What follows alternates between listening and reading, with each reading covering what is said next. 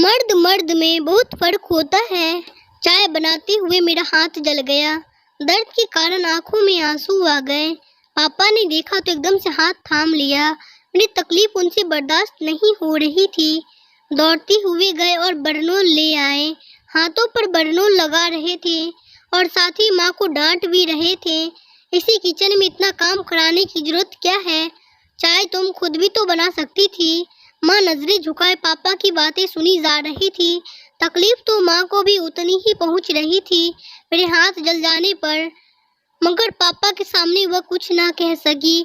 आखिर माँ ने चुप्पी तोड़ दी और कहा, मैं कोई शौक से तो नहीं बेचती। कल इसकी शादी होनी है, ससुराल में जाकर काम तो करना पड़ेगा ना।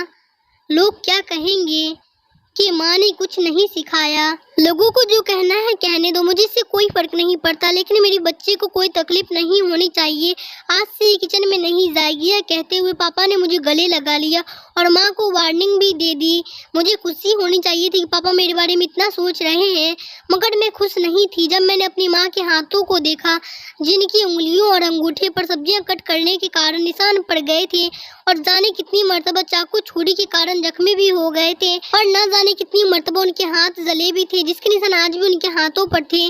जब भी सब्जी कट करते वक्त अगर कोई उंगली कट जाती और उसमें से बहुत से खून निकल आता तो उस पर पट्टी भी नहीं लगाती, बस अपने काम में लगी रहती। मैं पापा को बताना चाहती थी, माँ भी तो किसी की बेटी, किसी की बहन है।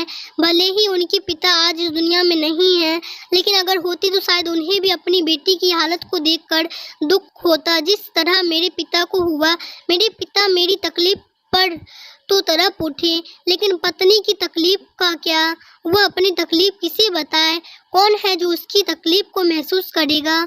माँ के बारे में यह सोचकर आंखों में आंसू आ गए। काश कि दुनिया के तमाम मर्द जिस तरह अपनी माँ, बहन और बेटी का ख्याल रखते हैं, अगर वैसे ही ख्याल अपनी पत्नी का रखने लगे तो वह हकीकत में जी उठेंगी। दोस्तों, मैं आशा करती हूँ आपको कहानी पसंद आई हो तो लाइक, शेयर, सब्सक्राइब जरूर करें।